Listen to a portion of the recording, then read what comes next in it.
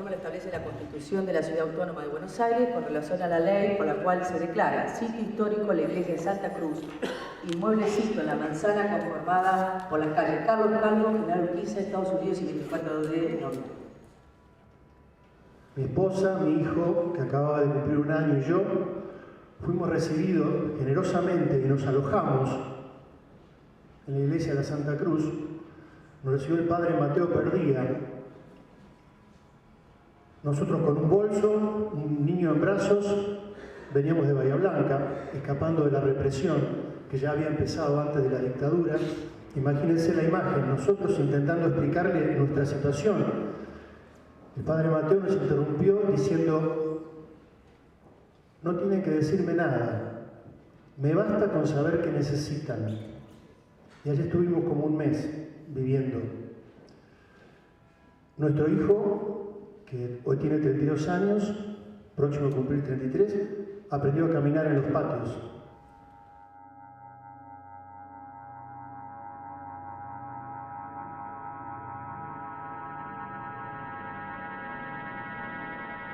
Diciembre de 1884. Inmigrantes irlandeses y misioneros pasionistas colocan la piedra fundamental.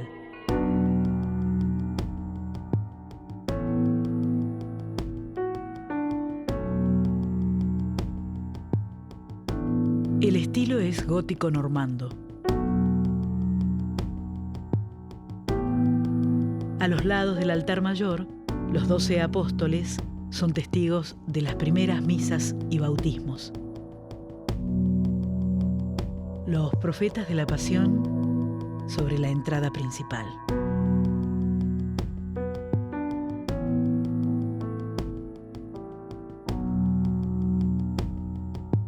Por aquí ingresan damas irlandesas a escuchar la misa de 11 en inglés.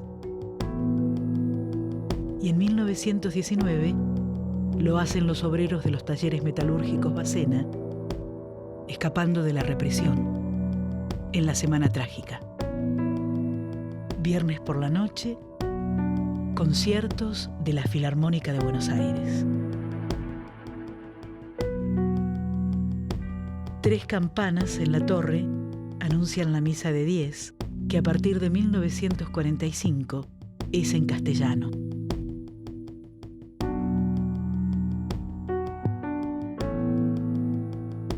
Vitrales fabricados en Dublín filtran la luz del sol sobre los encuentros que se realizan para debatir la apertura de la Iglesia Católica en torno al Concilio Vaticano II.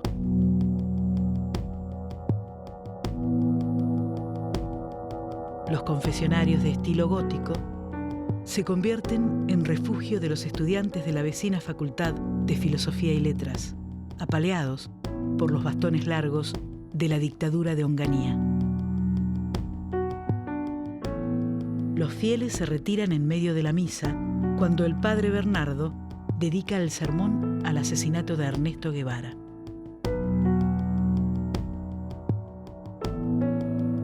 El padre Mujica viene a dar una charla en el ciclo de conferencias Iglesia y Liberación.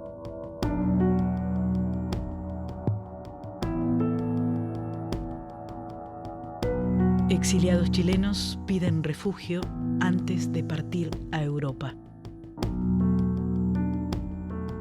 El sermón de la misa de 11 es dedicado al asesinato del padre Mujica. El muro exterior amanece con una pintada: Santa Cruz, Arsenal de Lerp.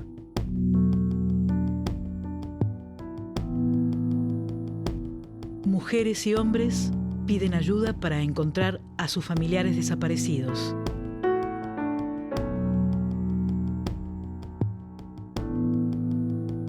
El padre Richard denuncia en un sermón el asesinato de los sacerdotes palotinos.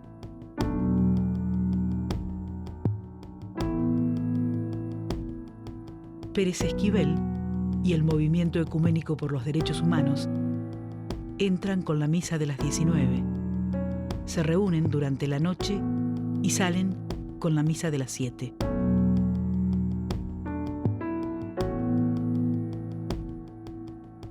el padre Mateo Perdía abre las puertas a madres y familiares que se organizan en la búsqueda de sus desaparecidos.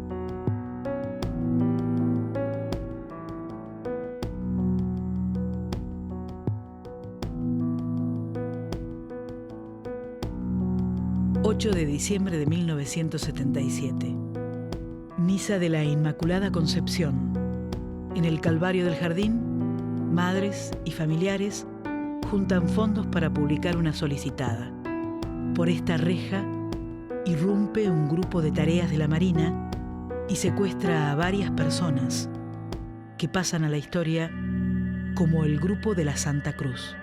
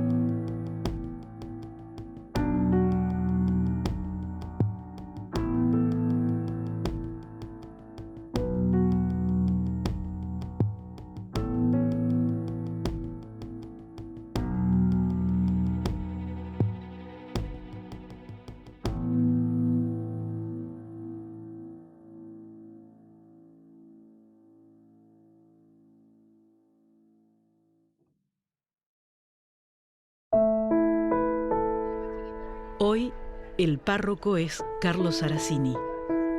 Creció en Santa Cruz, a la luz de los grandes cambios litúrgicos y políticos que se iniciaban en los 60 y que fueron acercando a la Iglesia a los problemas más concretos de la gente.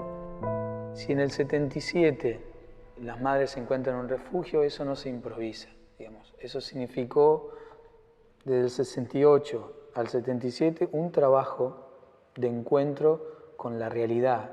En esa realidad crucificada se encontró con estas madres que necesitaban un lugar. Pero antes de eso, ya la Casa Nazaret recibía exiliados de Chile, exiliados de Uruguay, que iban para Europa, o exiliados de Brasil.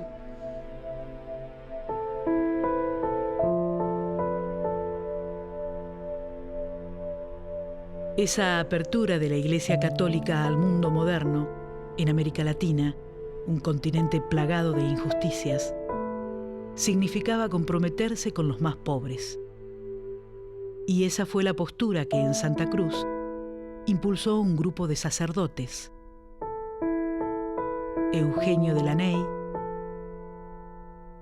Mateo Perdía, Federico Richard y Bernardo Hughes, que en 1967 fue nombrado cura párroco. Lo que había marcado un cambio era el Concilio Vaticano II, que proclamó, convocó el Papa Juan XXIII.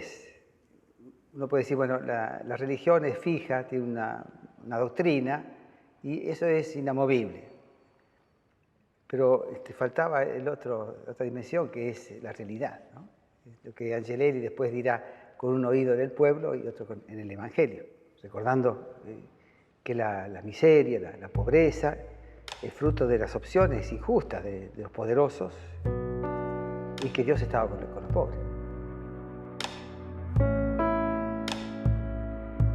Una cosa que siempre me impresionó en ellos fue la humildad de acompañar, no querer dirigir.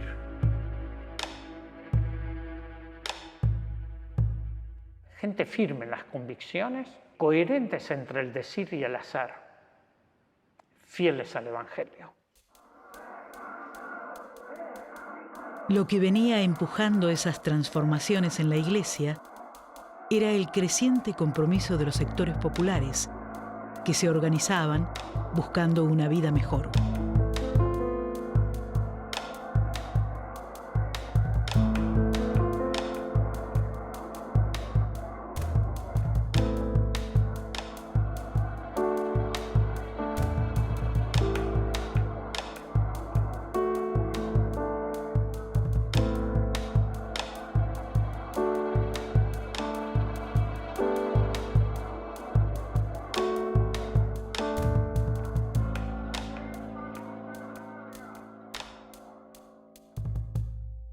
Qué mal repartida que estaba la cosa, unos tantos y otros nada. Realmente soñábamos o pensábamos que podía ser un país mejor con una mejor distribución y que no hubiera gente tan pobre.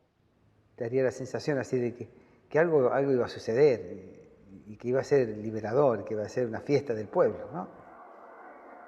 Son momentos en los cuales uno sentía que tenía que el mundo por construir era muy grande, muy terrible, que había muchísimo por enfrentar, pero que teníamos las perspectivas abiertas. Y que si las perspectivas estaban abiertas era porque habíamos luchado como pueblo para conseguirlas. Y creo que esa es una gracia, podríamos decirlo, por estar en este ámbito, digamos, una gracia que estoy muy feliz de haberla podido disfrutar en ese brevísimo tiempo, ¿no? Qué claridad lo planteaban. Cómo iban a venir al país, qué era el imperialismo, qué pasaba, cómo se quedaban con las empresas. Sería muy largo de explicar, pero la claridad absoluta que tenían. Y eso pasó 25 años después.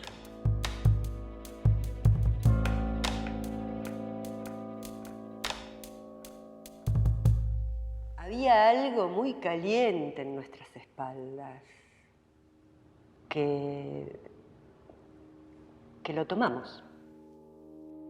Las Fuerzas Armadas, conscientes que la continuación normal del proceso no ofrecía un futuro aceptable para el país, produjeron la única respuesta posible a esta crítica situación. Tal decisión, fundamentada en la misión y la esencia misma de las instituciones armadas, fue llevada al plano de la ejecución con una mesura, responsabilidad, firmeza y equilibrio que han merecido el reconocimiento del pueblo argentino.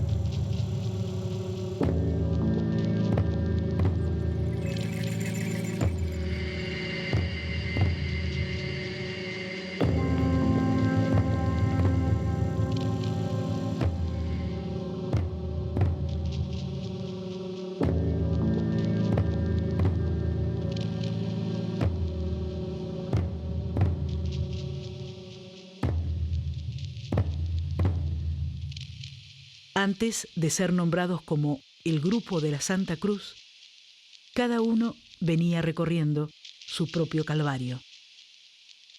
Nosotros habíamos pasado por gobiernos militares.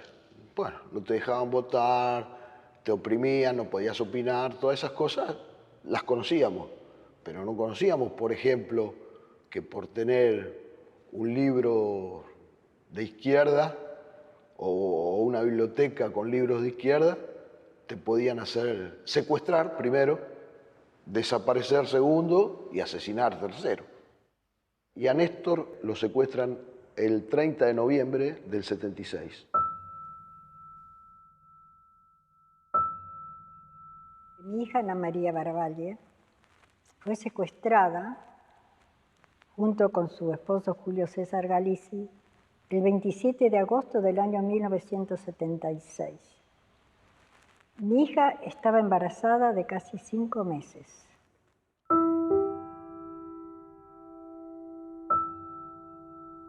Fernando tenía 23 años cuando lo llevaron, le faltaban 4 materias para terminar economía. No tuve más noticias de él. Mari Ponce de Bianco tuvo 3 hijos. En 1976 secuestraron a Alicia, su hija mayor. Cuando la secuestran a Alicia, se identifican como policías. Mi papá abre la puerta, le pegan un culatazo, le abren la cabeza, lo tiran al piso. Mi mamá agarra al agresor de los pelos y lo pone en el piso, al que lo agrede a mi papá. Mi mamá todavía le dice, no sé con qué cara van a ver sus hijos, después van a su casa y besan a sus hijos, les dice de todo, los insulta. Se quedaron hasta las 6 de la mañana, se comieron todo, se llevaron todas las cosas de valor. Todos, a mí me dejaron un solo saco, me acuerdo, se llevaron toda la ropa, todos los objetos de valor, radio, bueno, todo lo que te puedas imaginar.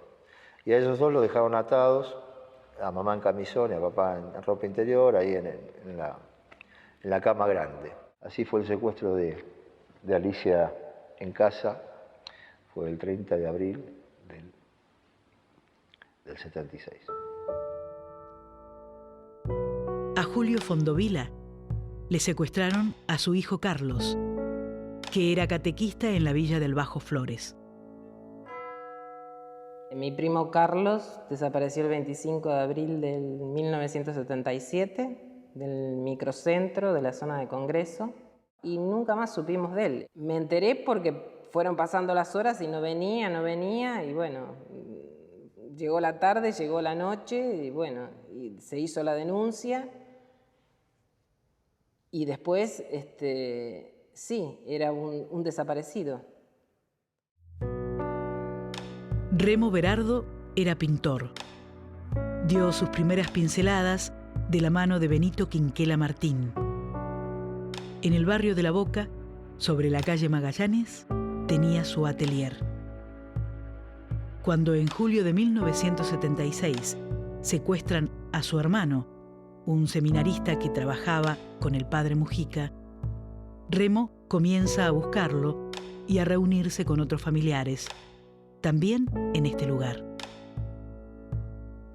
Mientras Esther Careaga buscaba a Manuel, su yerno desaparecido, en 1977 secuestraron a Ana María, su hija menor. Mi mamá tejía. Mi mamá tejía mucho, tejía todo el tiempo. Yo tenía un saco rosa de lana gorda que se empezaba a usar en ese momento, así súper moderno y muy lindo, que ella me había tejido.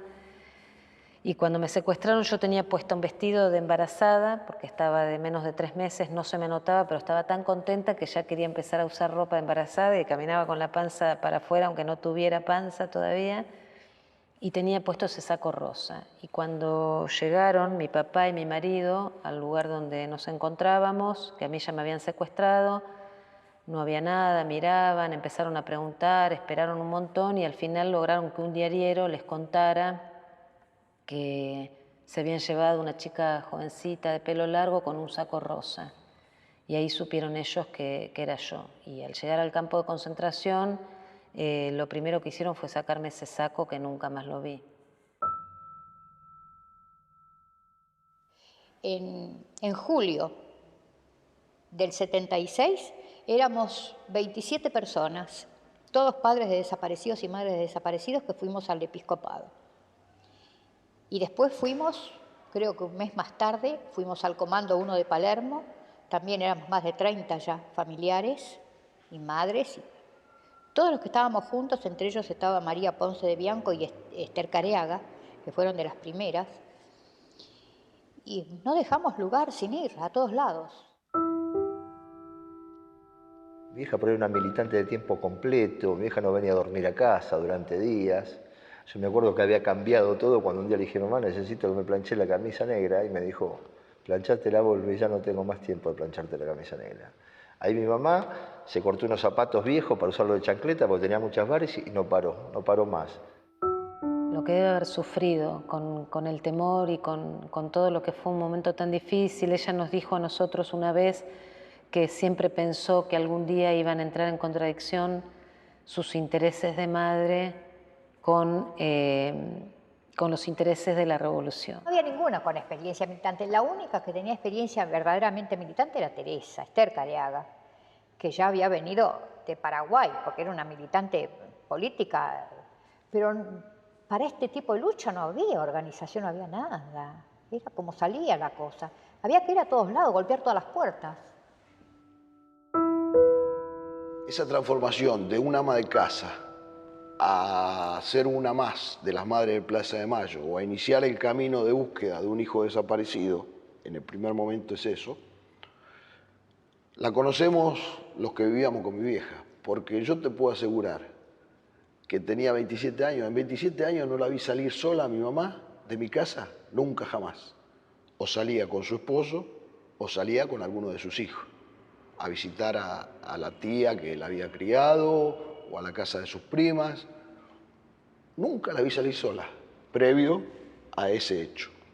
Después de la desaparición de Néstor, ella, como yo te decía, nos criamos con la necesidad de estar al lado del que más nos precisaba. En ese momento en que nos precisaba todo, era Néstor. A principios del 77 apareció Azucena.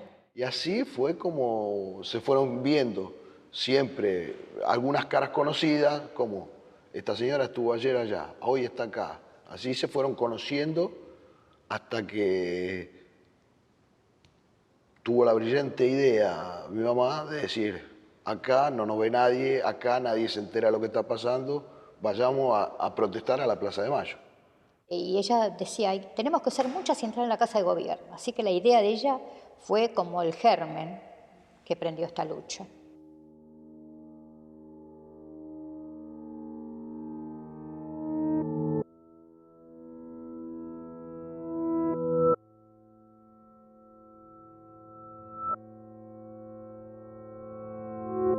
Ustedes tienen que rezarle a la Virgen para que pida por sus hijos. Así que salimos de la primera entrevista con el episcopado muy disgustadas.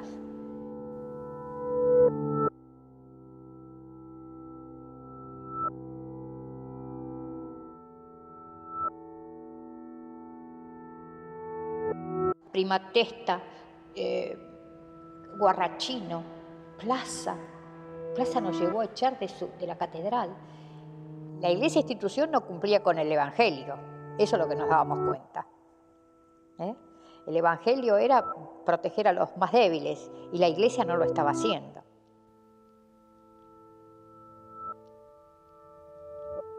Fue terrible. La lucha con la iglesia institución fue terrible. Cuando comenzó el horror, las muertes, la desesperación, la Casa de la Santa Cruz fue un espacio de la esperanza, un espacio del encuentro, de la presencia. Pérez Esquivel y Emilio Miñone, que eran de comunidades católicas, conseguían las reuniones en Nazaret. Cuando teníamos que hacer una asamblea, una reunión grande, en Nazaret nos reuníamos. Emilio Miñone era un abogado que buscaba a su hija secuestrada en mayo del 76. En ese camino conoce a Pérez Esquivel y juntos comienzan a recibir cientos de denuncias. Así que por medio de ellos llegamos acá.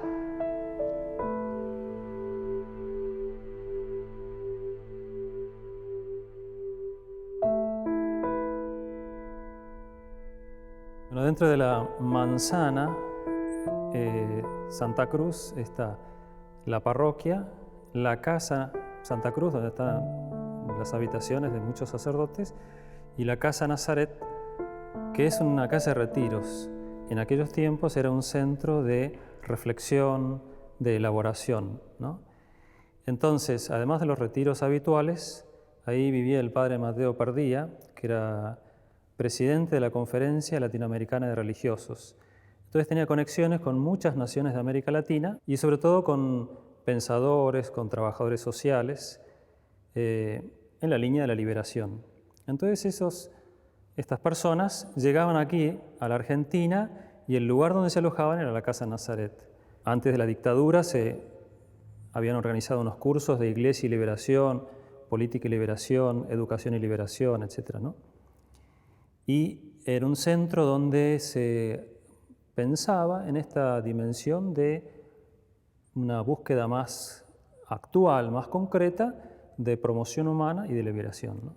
Cuando viene la dictadura, digamos, todas estas experiencias de reflexión se tienen que dejar un poco latentes, pero se convierte también en un centro donde otros que venían de otros países, escondiéndose, son alojados en la Casa Nazaret.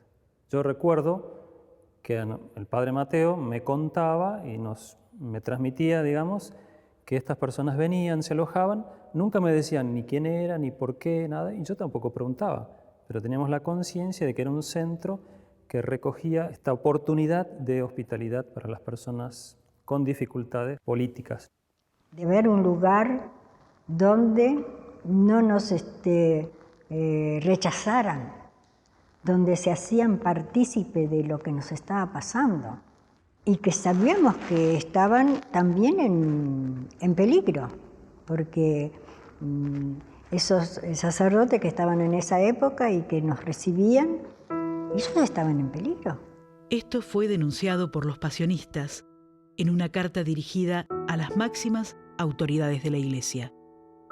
La noche del viernes 2 del corriente mes, los muros de nuestra iglesia Santa Cruz, el vecino colegio Santa Cruz y la casa de ejercicios Nazaret fueron embadurnados con leyendas amenazantes e intimidatorias. Curas montoneros, cueva de comunistas, Santa Cruz, Arsenal del ERP. Además de las pintadas en las paredes de adelante de la iglesia, con ocasión de la muerte de los palotinos, nosotros los estudiantes se nos pidió que entráramos y saliéramos en horarios diferentes. ¿Por qué? Porque en el portón de enfrente de la calle Carlos Calvo, de la Casa Nazaret, siempre había un Ford Falcon ahí, verde, clarísimo, con personas adentro, y un signo muy claro que eran los espejos en la parte posterior del Ford Falcon.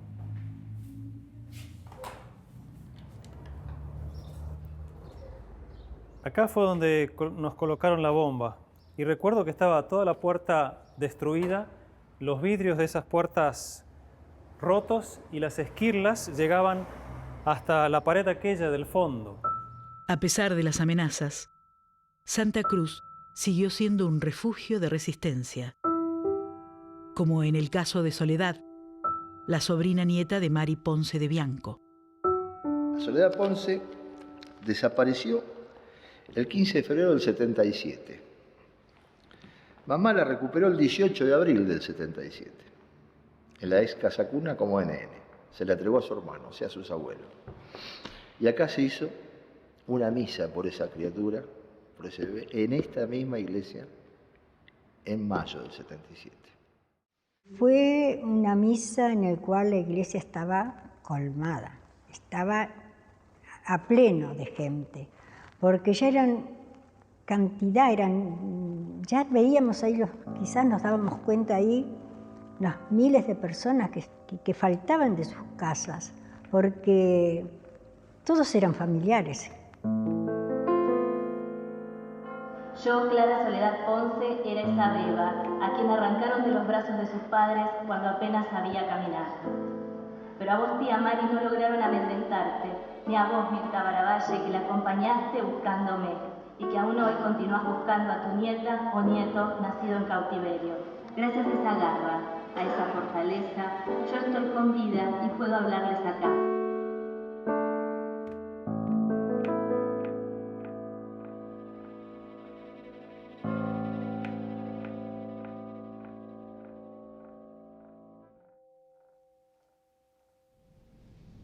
Señor Mango, presenció usted en el año 1977, mes de diciembre, un procedimiento en la iglesia Santa Cruz que tuvo como consecuencia la privación de libertad de personas. Sí. Ese 8 de diciembre, que termina la ronda, que bueno, estaba con Mari. Y entonces Mari me dice, bueno, vamos para la Santa Cruz a firmar. También irían a Santa Cruz Horacio Elbert y Julio Fondovila, Pero antes se citaron en el bar de Paseo Colón y Belgrano con otro compañero del grupo, Gustavo Niño. Los tres repartirían en las agencias de noticias extranjeras copias de una solicitada que las madres y el grupo que se reunía en Santa Cruz estaban preparando. El 8 de diciembre estábamos en la casa de Emilio Mignone, juntando la plata y haciendo las listas y preparando el texto de la solicitada. Cuando nos dicen, bueno, vayan a buscar la plata que están juntando en Santa Cruz porque ya va a ser la hora. Así que nos vinimos Beatriz Neuhaus y yo. Solíamos venir a misa todos los domingos porque participamos de hacía varios años en grupos de jóvenes y mis padres en grupos de matrimonios. Así que, como era una fiesta por la Virgen, vinimos también con toda mi familia y además llegaba mi hermano en colectivo de campamento. Entonces también lo estábamos esperando a él.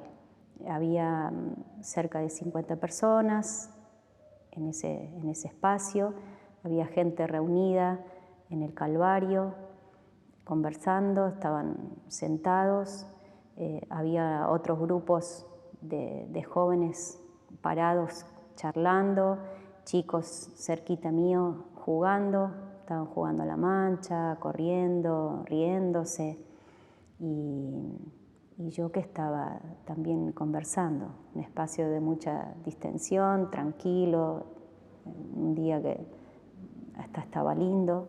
Y ese mismo día iban a aprovechar los familiares y las madres y los militantes de derechos humanos para recoger dinero para una solicitada con los nombres de los desaparecidos. Entonces creo que en el imaginario de Ángela dijo, bueno, yo voy, llevo a los chicos, trajo a mis dos sobrinas y a mi otro sobrinito Pablo, que estén por ahí por el jardín, en la celebración que vean, dejo ese dinero y me voy. Vinimos para acá, tengo la sensación de que relativamente temprano, muy de día, está la gruta acá y acá está la reja, que da a la calle. Casi pegado a la reja estaban los grandes sentados en ronda. Y yo lo único que me acuerdo es que cada tanto íbamos hacia Ángela, además, porque o teníamos sed o porque sí. Beatriz entró al jardín, yo me quedé en la puerta con Alicia y con María.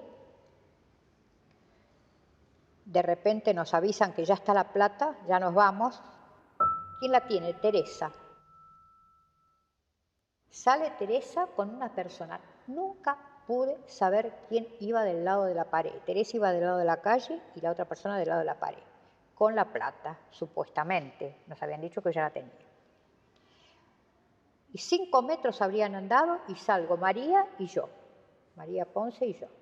Yo del lado de la pared y María Ponce del lado de la calle. Hasta que en un momento hubo que irse. Ya era de noche. Estaba saliendo toda la gente de la misa. Eran las 8.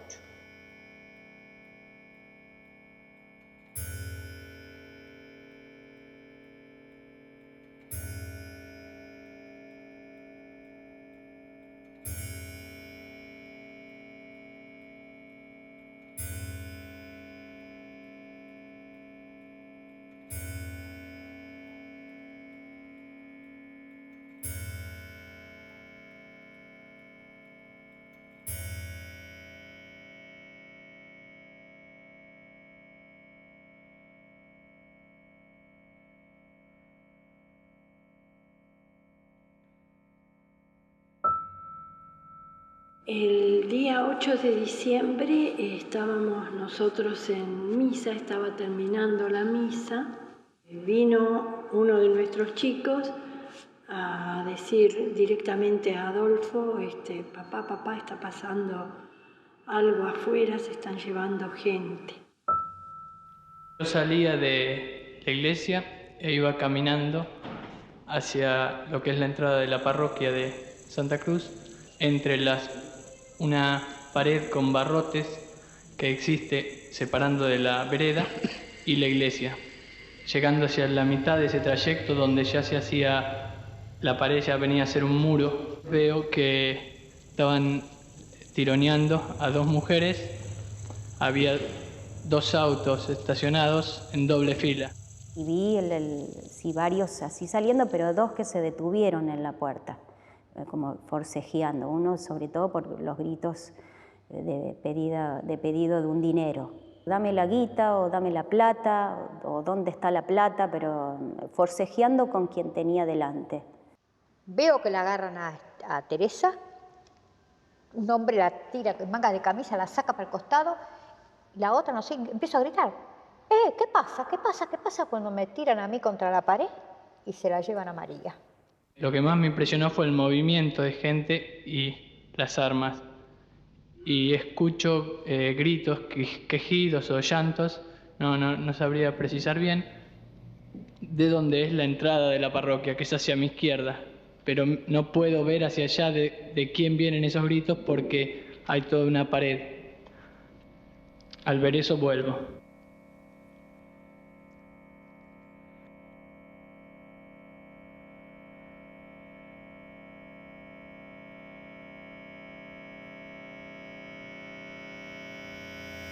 En ese momento había unos chicos jugando bastante cerca mío, además porque me acuerdo de las risas y los juegos de los chicos, y que después de estas corridas y forcejeos, los chicos se quedaron llorando.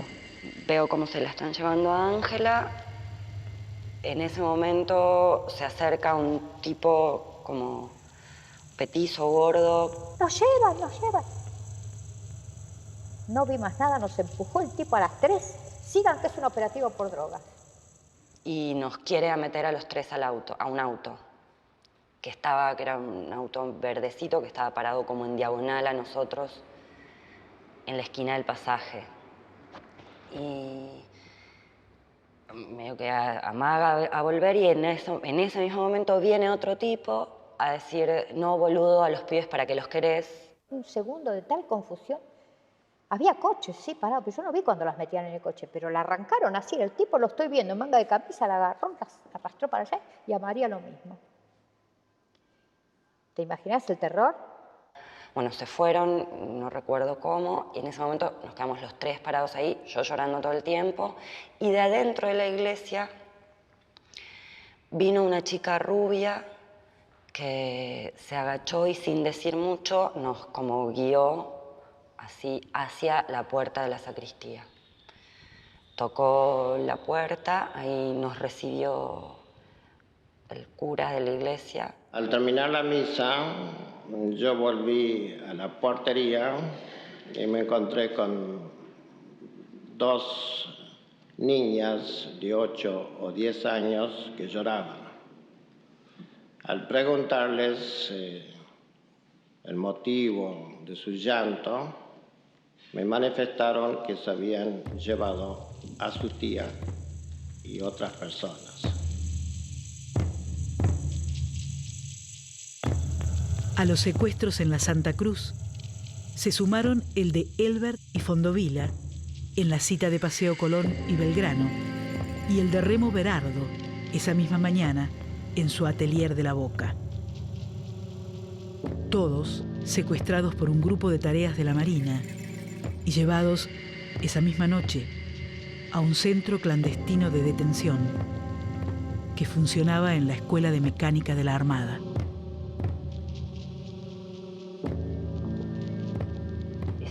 Anochecer del 8 de diciembre, nos cerró la puerta el guardia, sentimos el abrir de la puerta metálica y eso que nosotros llamamos el ruido a cadenas, ¿no? O sea, el paso, tuvimos la intuición de que era un grupo grande de gente, no era solo un compañero, por el ruido, sobre todo el ruido de las cadenas. Los secuestrados ingresaron al sótano de la ESMA por esta puerta. Fueron interrogados bajo brutales torturas. Encapuchados y con grilletes, algunos fueron llevados al tercer piso del casino de oficiales, a un sector llamado Capucha, y otros a un segundo altillo denominado Capuchita. En la ESMA fueron bautizados el Grupo de la Santa Cruz. Si alguien me pidiera que defina la palabra impotencia, no usaría lo que explica el diccionario, sino diría esos días previos, ese mes de noviembre, esos días de diciembre en que nosotros sabíamos que iba a pasar esto y no podíamos hacer nada para que no sucediera. Al otro día había que ir a pagar la solicitada, viernes. Tenía que ir Alicia, no apareció. La noche del viernes 9, el padre Richard de la Santa Cruz llegó a la redacción del Buenos Aires Herald. En la confusión de las primeras horas se hablaba de 15 secuestros. Tipearon rápidamente su denuncia y al día siguiente fue publicada. El secuestro fue en 2 tandas. Primero vino el secuestro acá en la iglesia de la Santa Cruz y en estas citas en Paseo Colón y Belgrano, que fueron estos los del 8 de diciembre, y después vinieron más. Digamos, 2 días después también supimos del secuestro de la otra monja y de Azucena. La otra monja era Leonie Duquet, compañera de Alice Domon, en la Congregación de las Misiones Extranjeras. Alice y Leonie muchas veces tuvieron misiones separadas, pero al principio compartieron una. Cuidaban niños discapacitados. Paradójicamente, entre ellos estaba Alejandro, el hijo de Videla. 2 días después del secuestro de Alice, el sábado a las 11 de la mañana, se llevaron a Leonie. Dicen que subió voluntariamente al auto. Le habían dicho que su compañera estaba internada. 2 horas antes, en este lugar, habían secuestrado a Azucena. Cuando secuestran a mi mamá, con mi viejo nos habremos pasado horas y horas sentados en el umbral de la puerta de mi casa. Yo vivo en una cuadra de la avenida Mitre, que es donde la secuestraron a mi mamá, mirando hacia Mitre esperando que mi vieja venga. Porque a nadie le podía entrar en la cabeza que mi vieja no iba a volver. A nadie.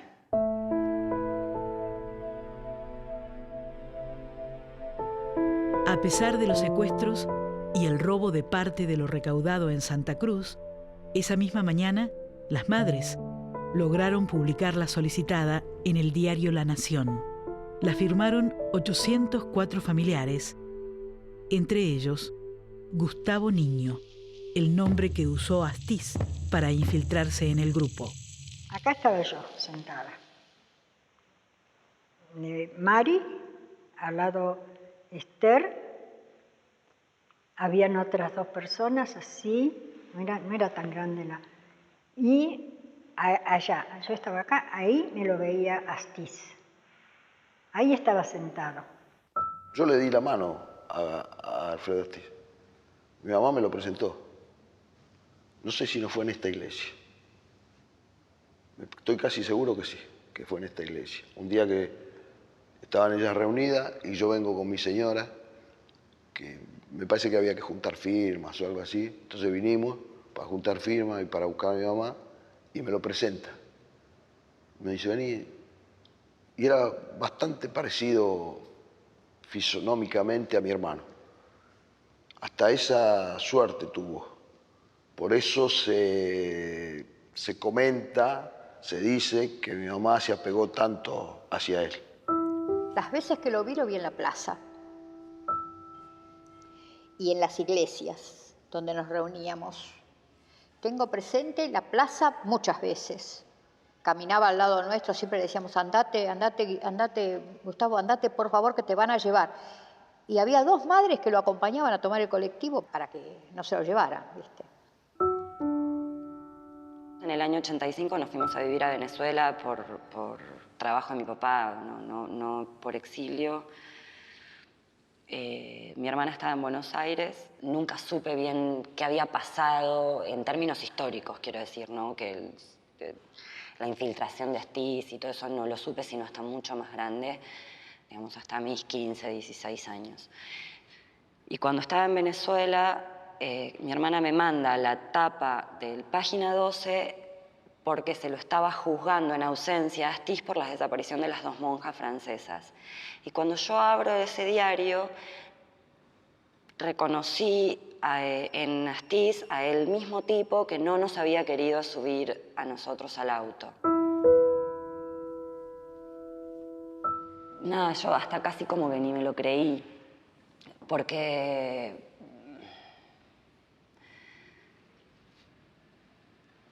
sí, porque no hay palabras, porque no podía ser la misma persona. No sé, había algo de... Bueno, igual nada, la mirada de los niños es eso, la mirada de los niños. Y en ese momento para mí él había sido el que me salvó de subirme al auto. Saber que ese mismo era el responsable de toda esa situación era como... una dosis de crueldad que no era necesaria, digamos, realmente. El secuestro del grupo de la Santa Cruz, que incluye 2 ciudadanas francesas, fue quizás el primer hecho que llamó la atención de la comunidad internacional sobre lo que estaba pasando en Argentina. Con el escándalo que se armó por estos secuestros, hacer pasar este hecho como producto de una acción de montoneros, hubo un compañero al que le hicieron pintar una bandera con la leyenda Montoneros, otro prisionero que le hicieron sacarles las fotos a las 2 monjas. Supimos que a Liz le hicieron escribir una carta donde decía que estaba en manos de opositores a la dictadura. La bande indiquant les Montoneros, c'est une photo qui a fait le tour du monde, bien sûr qu'on l'a vue. Je crois que très vite, on n'avait pas d'illusion sur ce qu'elles pouvaient subir, mais on espérait bien sûr qu'elles allaient sortir.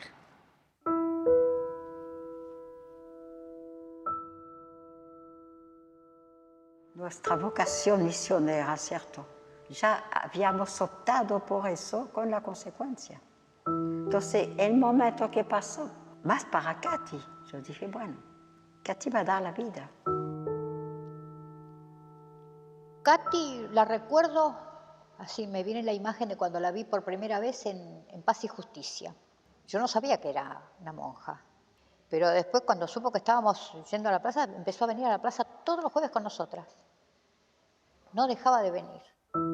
Dans une de ses dernières lettres, donc elle dit qu'elle accompagne les femmes qui réclament des nouvelles de leurs disparus, qu'elle passe des commissariats auprès des autorités de l'Église et elle les accompagne. Elle dit il ne faut pas les laisser désespérer de Dieu. Donc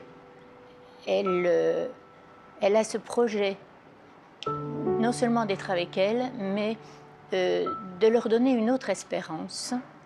Et c'est pour ça qu'elle avait projeté un temps de retraite, enfin un temps spirituel avec ces femmes pour le temps de Noël. Il y avait bien sûr aussi d'autres actions comme la publication des noms sur un journal. Elle faisait différentes actions. Mais il ne faut jamais oublier que Katy, c'est une femme spirituelle. C'est une femme qui est là, elle ne l'oublie jamais, par amour des autres, et que cet amour des autres, pour elle, c'est ça l'amour de Dieu.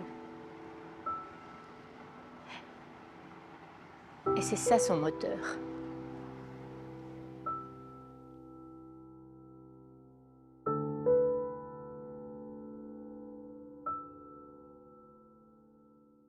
Mi tío no encontró respuesta en ningún lugar hasta que encontró a las monjas francesas, Alice Dumont y Léonie Duquet.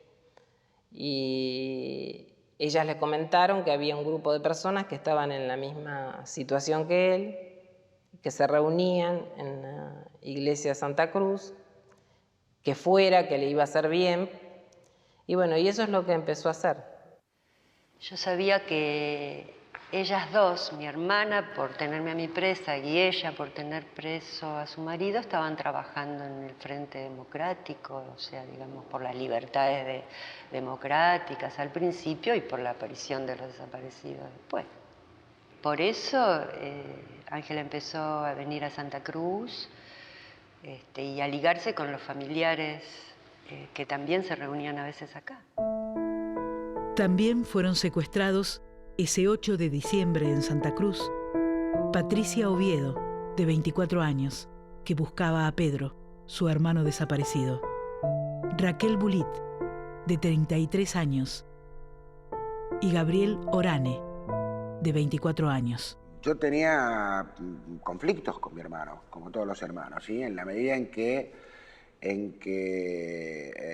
bueno, en determinados aspectos en los que yo disentía con él, no estaba de acuerdo radicalmente en algunas cosas, y bueno, y ahí se producían cortocircuitos, pero yo lo adoraba a mi hermano. Y me quedé sin el hermano. Y ahora lo tendría que tener. Es decir, por ahí uno, en la vorágine de los chicos de mi familia, que yo, bueno, se va disimulando todo, pero muchas veces lo extraño muchísimo. Porque podría haber hecho muchísimas cosas con mi hermano. Pero bueno, ¿qué va a ser? Las circunstancias se dieron así. Habrá otros muchos también, muchísimos, que están extrañando al hermano en la misma circunstancia. Yo no era importante. Si yo eran las más lúcidas, a las que dicen estas son las que inducen.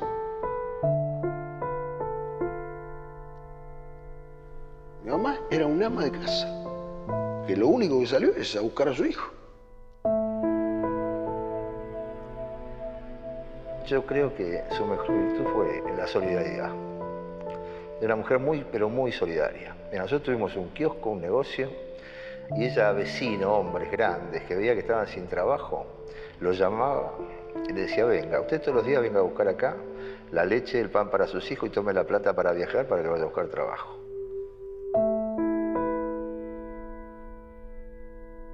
Y ella tuvo un gesto que no lo voy a olvidar nunca. Le secuestraron su hija, Ana María. Tenía 17 años. Y a los 3 meses la liberaron. La llevó a Brasil y volvió. Y volvió a la plaza. Y cuando la vimos queríamos morirnos. ¿Qué haces acá? Andate, tu hija está liberada, andate por favor, que no te encuentren a vos. Dijo, de ninguna manera, hay que luchar por los otros. Se me pone piel de gallina de acordarme de ese gesto. Bueno, a mí me secuestraron en la calle, me pusieron en la parte de atrás de un auto, me vendaron los ojos y me llevaron a un lugar que yo no sabía qué lugar era al principio. Después supe que era un lugar que después fue conocido como Club Atlético. Fui brutalmente torturada, me rompieron un tímpano, me lastimaron, me tuvieron que hacer una pequeña operación en el brazo. Cuando después yo salí en libertad, viajamos a Brasil con ella y ahí nos refugiamos en Naciones Unidas, y el primer país que nos dio asilo fue Suecia, y viajamos con carácter de urgente a Suecia. Ana en ese momento estaba embarazada de 7 meses y cuando llegabas a Suecia te daban un llamado telefónico para que vos te puedas comunicar con tu familia. Hacemos el primer llamado telefónico y el segundo lo guardamos para cuando naciera Anita. Anita nació el 11 de diciembre de 1977 y ahí nos enteramos que 3 días antes la habían secuestrado a mi mamá.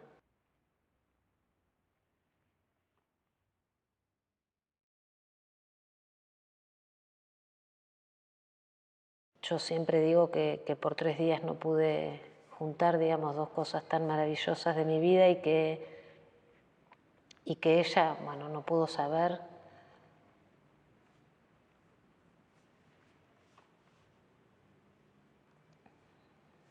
Que Anita había nacido bien.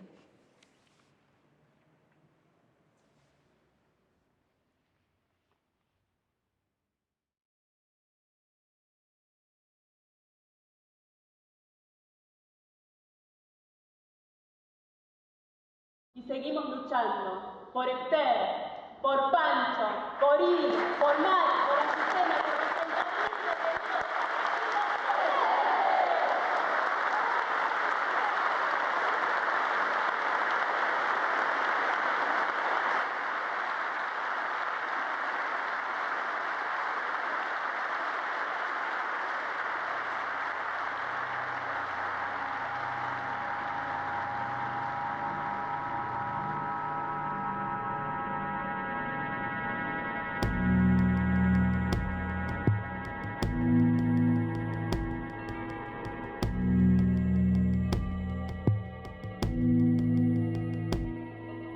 Me acuerdo que mi papá nos decía, las olas del mar siempre traen la verdad.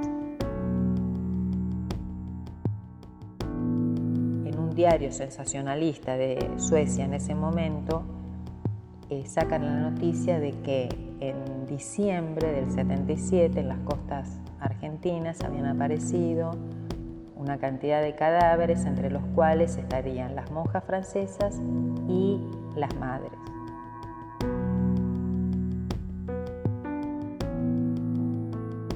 Estos cuerpos, aparecidos en las playas de Santa Teresita, fueron enterrados como NN en el cementerio de General Lavalle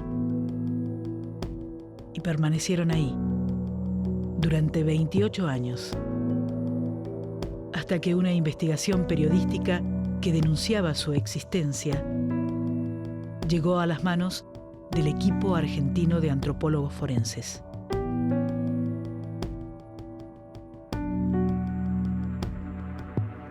Cada una de las personas que habían aparecido, la justicia penal de la provincia de Buenos Aires había hecho una causa por la aparición de un cuerpo en la costa. Siguiendo con el formulismo burocrático, habían sido inhumadas en un sector del cementerio de General Lavalle. Más allá de todo lo que estos asesinos pensaron, era como la fuerza de esas madres.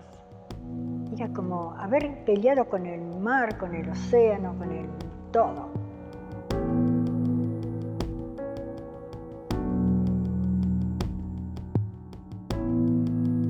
A mediados del 2005 apareció para nosotros la posibilidad de que una de las huellas perteneciera a una persona que había sido secuestrada en la iglesia de Santa Cruz, que era Ángela Aguad. Como siempre, Ángela, ¿viste? Propiciando, abriendo, poniendo el cuerpo, como siempre. Teniendo bastante particularizado el grupo, de lo que se trataba era de ir a General Lavalle a hacer la recuperación. El tema de que aparecieran los restos fue como empezar a hacer el duelo, te digo, ¿no? Ese duelo que no lo puedes hacer en la desaparición. La desaparición es la desaparición, no es la muerte. Por más de que vos sepas que está muerto, no es lo mismo. Se hicieron las pruebas de ADN respecto de las personas que habían sido víctimas del suceso Santa Cruz, que, insisto, no solo contempla a la gente secuestrada acá en la iglesia, sino a dos personas que fueron secuestradas 2 días después. Y resultó ser que la persona que estaba inhumada en la sepultura 17 era Lenny Duquet, en la sepultura 18 era Azucena Villaflor, en la 19 era María Eugenia Ponce, en la sepultura 20 estaba Ángela Aguad y en la 23 estaba Esther Balestrino de Cariaga. La presencia de sus restos da testimonio de que no se puede hacer desaparecer lo evidente. Primero decidimos hacer una conferencia de prensa, todos juntos los familiares, en donde denunciamos, yo creo que muy claramente desde el punto de vista político e ideológico, lo que significaba el encuentro y la recuperación de los restos para la sociedad y para la lucha de los organismos de derechos humanos. Era la primera vez que se completaba el circuito del horror. Es decir, había habido testimonios de que las habían secuestrado en la iglesia Santa Cruz, había testigos de eso, habían sido llevadas a un campo de concentración, a un centro clandestino de detención que funcionó en la ESMA, en la Escuela de Mecánica de la Armada. Había testigos que las habían visto ahí y ahora se comprobaba lo que los familiares y los organismos siempre venían denunciando, que a gran parte de los desaparecidos los llevaban en aviones y los tiraban vivos al mar en los famosos vuelos de la muerte.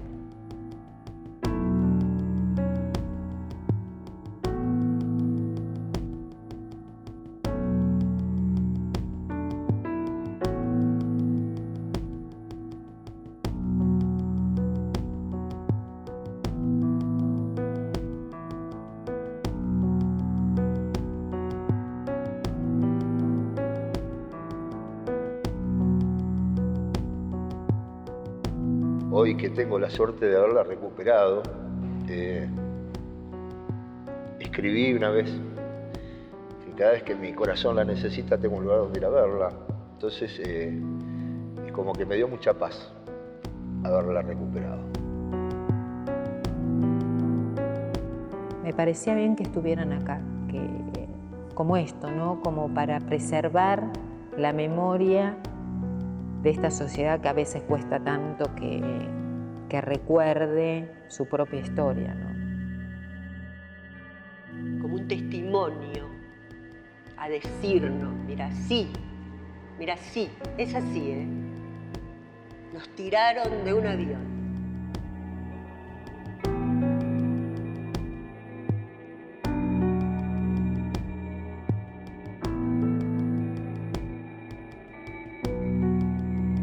Tenía una convicción adentro que va a aparecer lo irrefutable, porque no puede haber una masacre sin tener lo irrefutable que lo tenemos ahora. El tiempo dará la respuesta. Y aquí llegó con Leonie.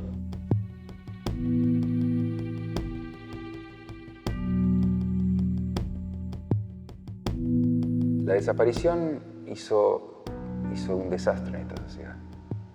La aparición es una forma de chiquita, pero una forma de ir en contra de la desaparición.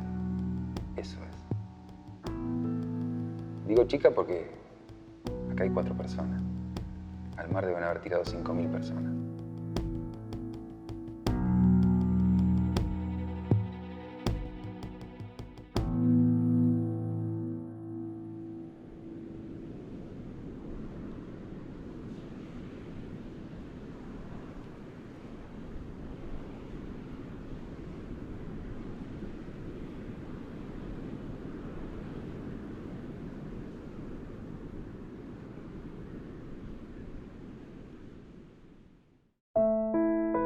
A mí me costó 20 años venir acá, a la iglesia.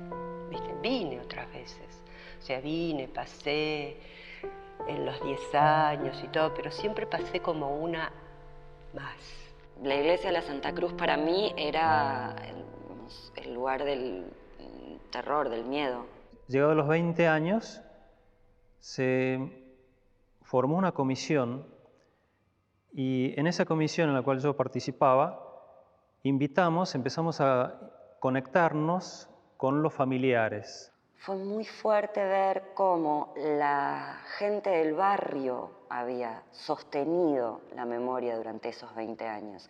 Gente que en su mayoría eran sencillamente vecinos que habían escuchado y fue muy, muy reparador. A partir de ese momento empezó a ser muy reparador porque es pasar de la iglesia de la Santa Cruz como lugar del miedo a la iglesia de la Santa Cruz como un hermoso lugar al que llegar.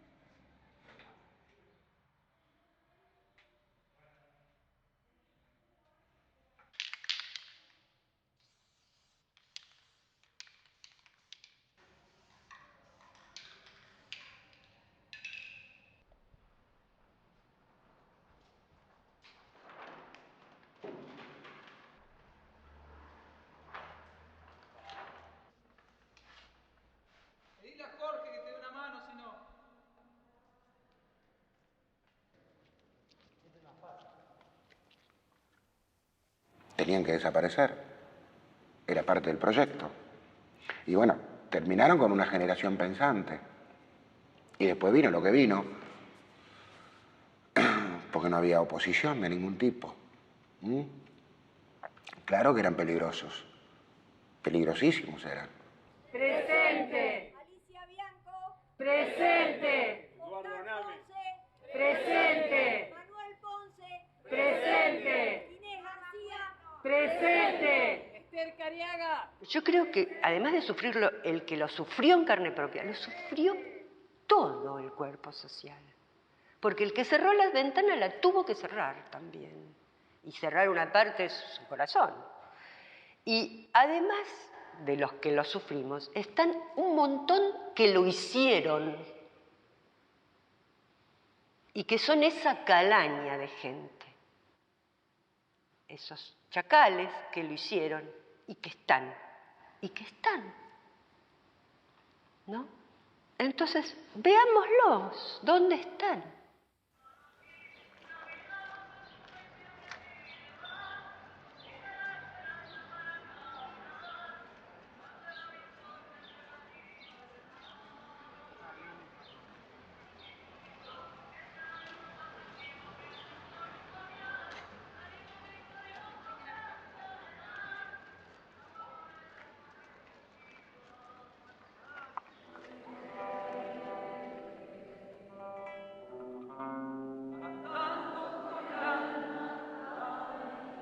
Si hay algo de lo que estamos muy orgullosos, tantos y tantos sobrevivientes, es que logramos romper el mandato del represor.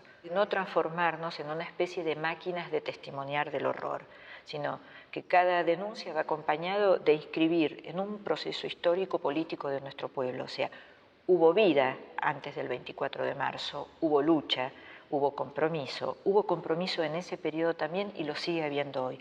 Porque si nosotros nos quedamos solamente con el recorte del horror, ellos van a haber triunfado, aun cuando hayan pasado ya unos cuantos años de gobierno constitucional.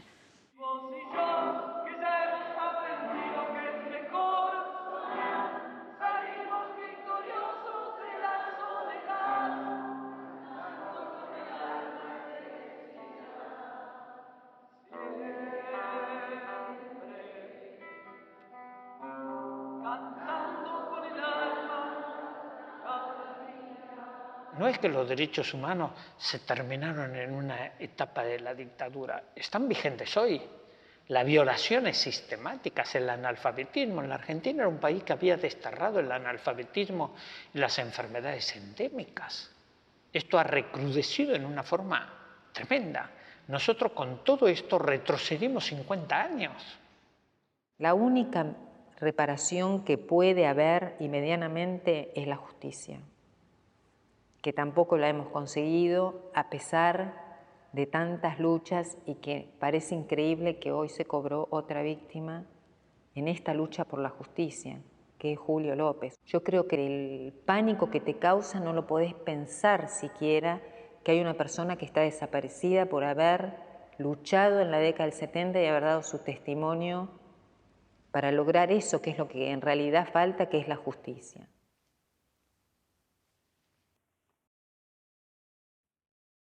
Castigo legal para los responsables del terrorismo de Estado. Soberanía política y económica como querían nuestros hijos. No es por los míos ni por los tuyos, es por todos. Y por el que sufre hambre y por el que sufre injusticia, por todos hay que luchar. Esa es la amplitud de la Iglesia, esta Iglesia del pueblo. Hay cosas que nos regaló la década del 70 que fue mirar que es posible transformar la realidad. O sea, es aquello de Pablo Freire. Una cosa es decir, la realidad es así, y otra cosa es decir, la realidad está así. Si está así, se puede cambiar.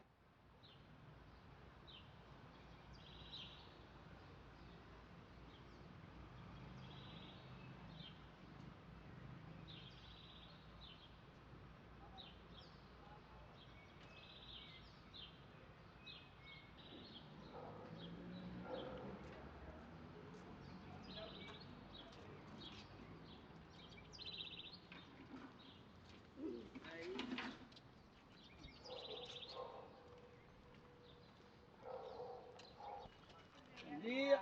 Buen día, ante todo. Hola. ¡Viva la Virgen! Ajá. Perdón, señora. No, padre. Buen día a todas, a todos. Hoy es el Día de María, el Día de la Virgen. Y bueno, hoy queremos estar aquí junto a los vecinos, cerca de nuestra Plaza Nueva. Somos de la parroquia Santa Cruz. Estamos acá a 2 cuadras y por eso estamos acá. Y vos y yo, buscando como el río al mar, sabemos que para llegar tenemos que seguir. Hermano, aquí la vida nos empuja y siempre pide más. Nos pide la esperanza para caminar, buscando el horizonte de la libertad. Y vos y yo, que ya hemos aprendido que es mejor, salimos victoriosos de la soledad, cantando con el alma estremecida, siempre,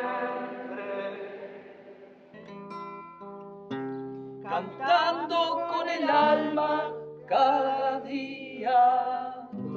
Yo creo que ellos vivieron a fondo, ¿no? Y entonces, en el momento la vida le exigió eso y no se negaron, ¿no? Ahora no vale la vida porque murieron, sino murieron porque la vida valía.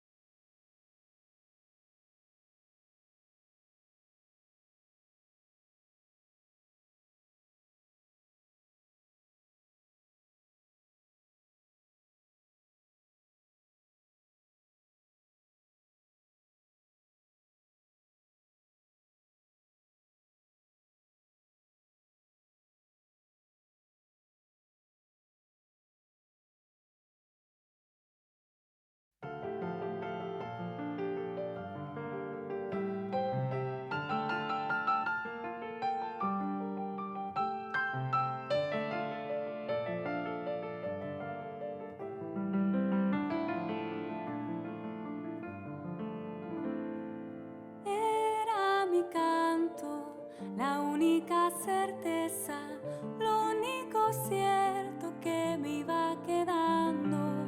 Busqué mi voz bajo las piedras, de tanta certeza se estaba secando.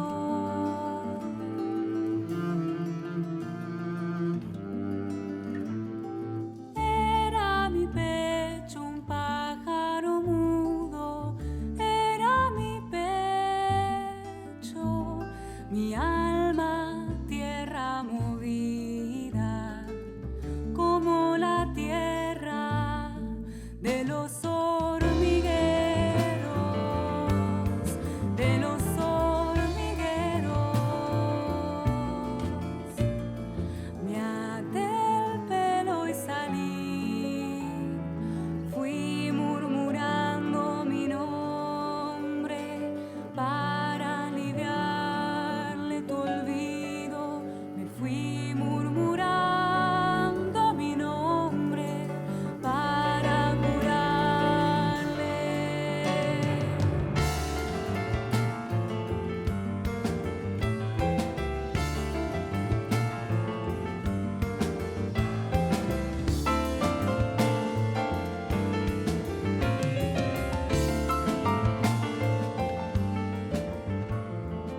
Era mi canto la única certeza, lo único cierto que me iba quedando. Busqué mi voz bajo las piedras, de tanta certeza